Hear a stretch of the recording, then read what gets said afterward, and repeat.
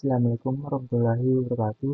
Perkenalkan nama saya Muhammad Nuriksa, NIM 240909550033. Saya dari Universitas Negeri Makassar, Prodi Pendidikan Teknik Informatika dan Komputer, Fakultas Teknik. Saya akan presentasikan kerja sistem komputer.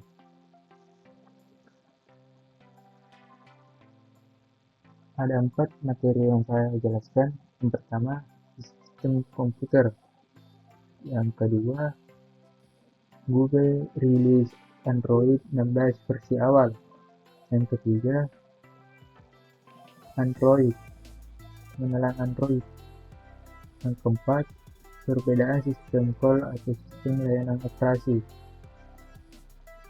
Baik, saya akan menjelaskan apa itu sistem komputer. Sistem komputer adalah suatu kesatuan yang terdiri dari perangkat keras, hardware, perangkat lunak, software, serta pengguna yang saling berinteraksi untuk proses data dan penghasilan informasi. Hardware adalah komponen fisik yang ada di dalam komputer atau perangkat elektronik. Software juga disebut sebagai perangkat keras.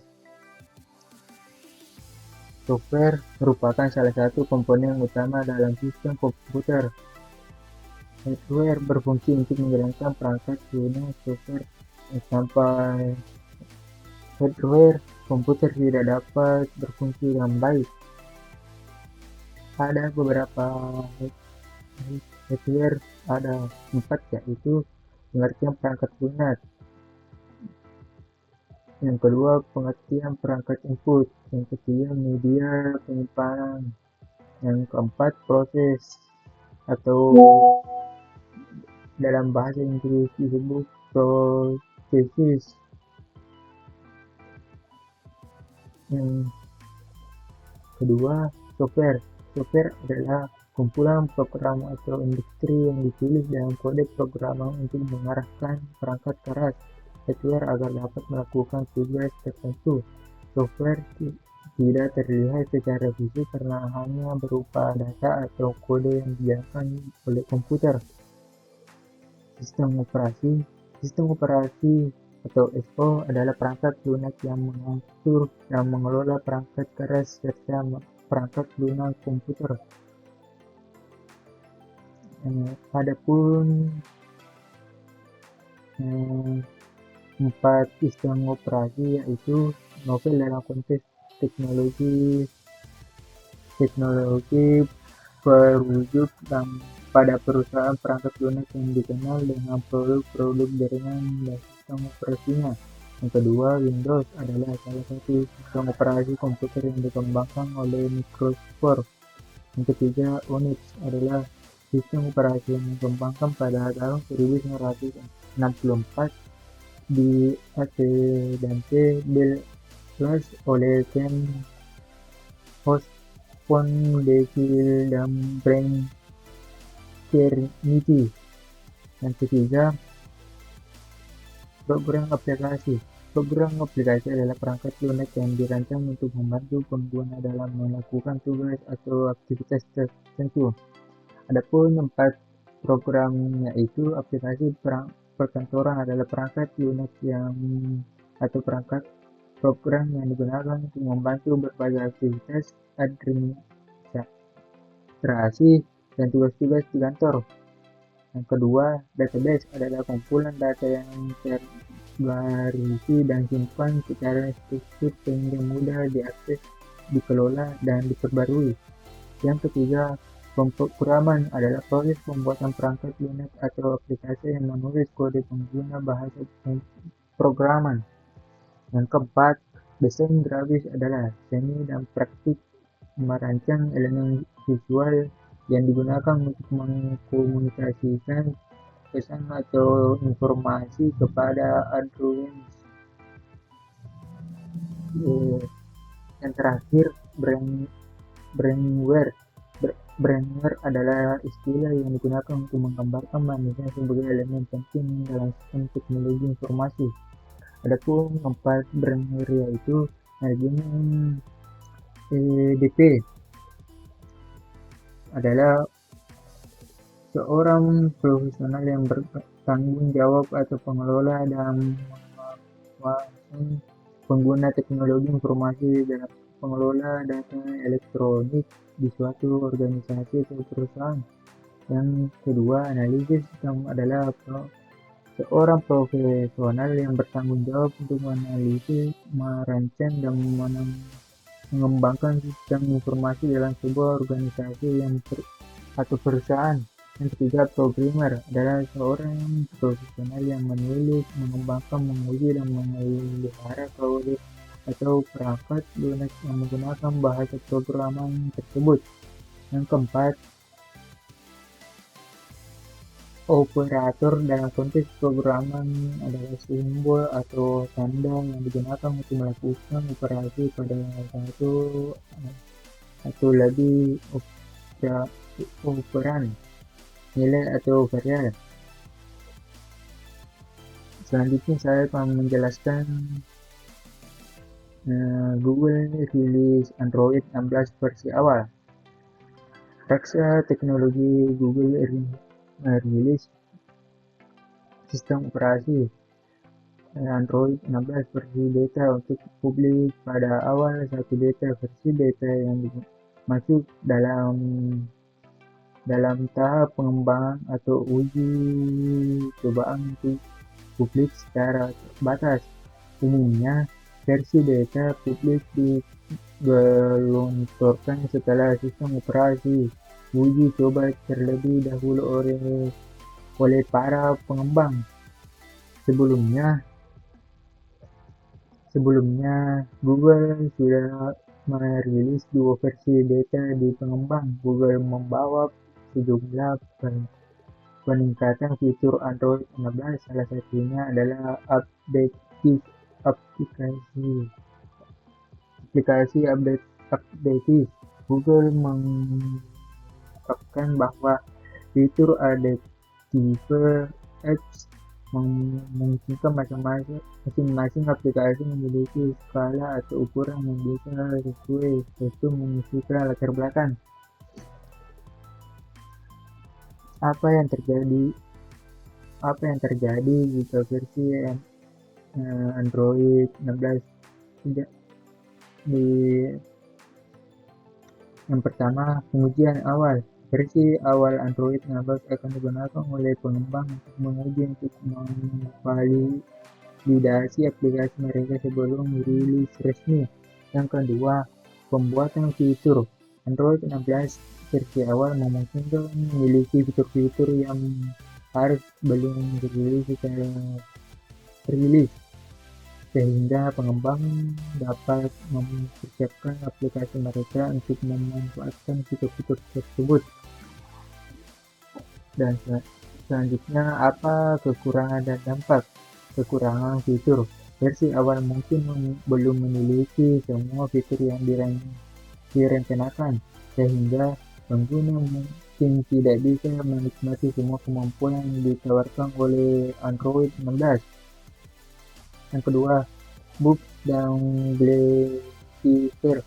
Versi awal dapat memiliki bug dan glitcher yang belum diperbaiki sehingga dapat menyebabkan masalah pada perangkat pengguna. Keamanan dan ditingkatkan. Yang pertama, kemampuan pembaruan keamanan.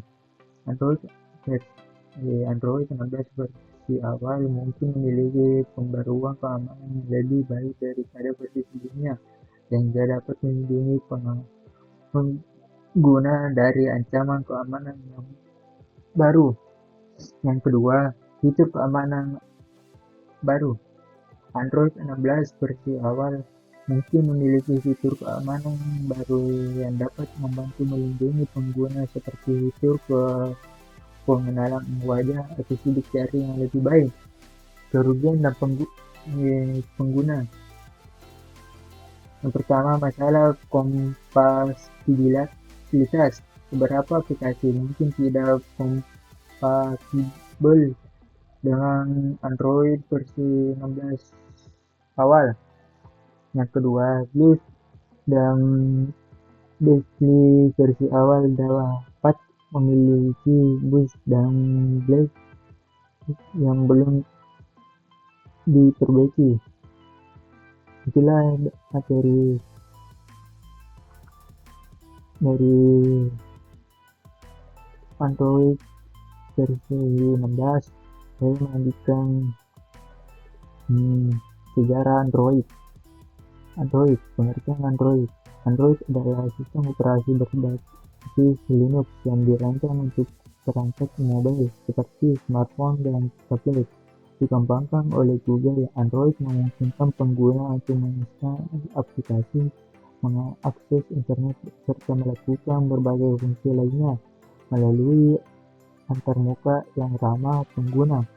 Sistem operasi ini mendukung berbagai aplikasi yang dapat diunduh dari Google Play Store serta menyediakan berbagai fitur seperti notifikasi, multitasking, dan akses ke layanan Google. Sejarah Android dimulai pada tahun 2003 ketika Android Inc. dilirikkan oleh Andy Rubin,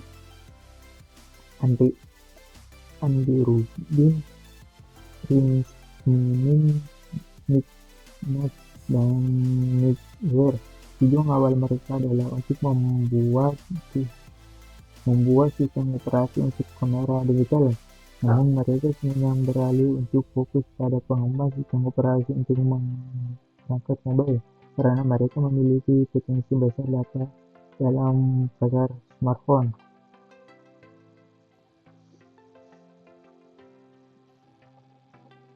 Keunggulan Android.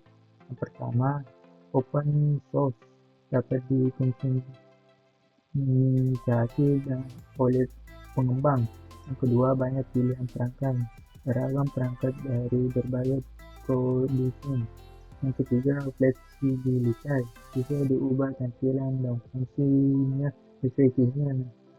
Yang keempat, integrasi Google Access, mudah ke layanan Google seperti Gmail dan Maps. Yang kelima, aplikasi beragam, akses ke jutaan aplikasi di Google Play Store. Yang keenam, multitasking, bisa menjalankan beberapa aplikasi sekaligus.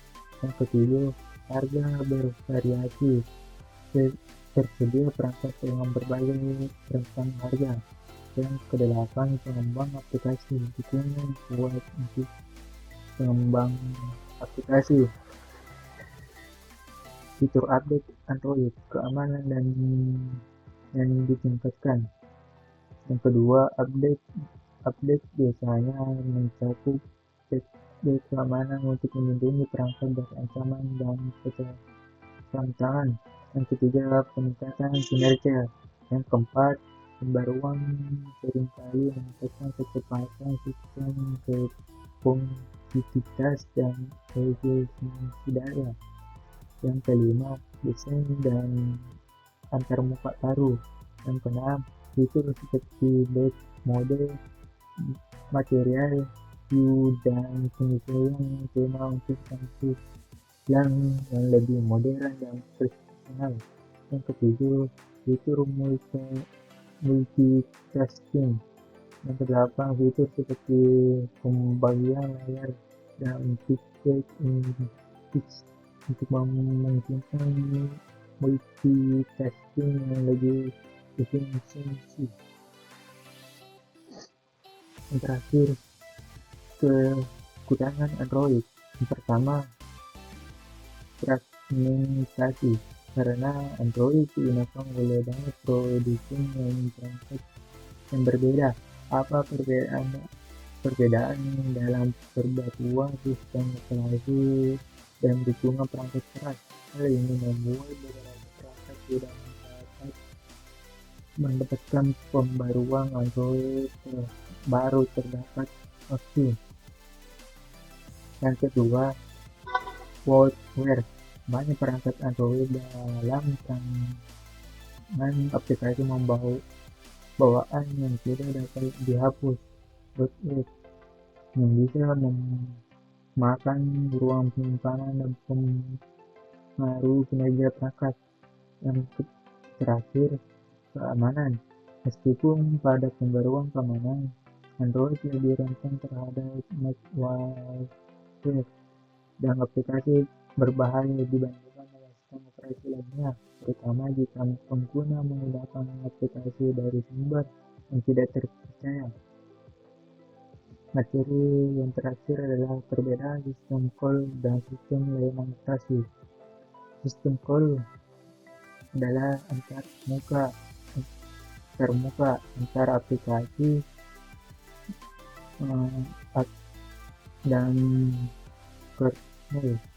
Ketika aplikasi membutuhkan akses ke sumber daya perangkat keras atau berfungsi tingkat rendah seperti manajemen memori, membuat ulang proses atau komunikasi antar proses, aplikasi tersebut melakukan sistem call untuk komunikasi dengan kernel. Fungsi utama sistem call memungkinkan program aplikasi untuk meminta layanan atau sumber daya yang dilindungi oleh sistem operasi. Ada beberapa contoh sistem call. Yang pertama open, yang kedua port, yang ketiga read, yang keempat read, yang kelima exit. Sistem layanan operasi. Sistem layanan operasi menunjuk pada berbagai layanan yang fungsional yang disediakan oleh sistem operasi untuk aplikasi dan pengguna. Layanan ini mencakup manajemen sumber daya seperti memori, CPU, dan disk, jaringan, dan perangkat output lainnya. Fungsi utama sistem layanan operasi menyediakan fungsional yang diperlukan untuk mendukung aplikasi dan proses sistem komputer, baik dalam pengelolaan hardware, interaksi antara proses, hingga komunikasi antar aplikasi. Terakhir, contoh manajemen memori. Yang kedua, menjadwalkan proses. Yang ketiga, komunikasi antar proses. Yang keempat, pengelolaan. Baik, itulah materi yang sempat saya sampaikan. Mohon maaf jika ada kekurangan. Assalamualaikum warahmatullahi wabarakatuh.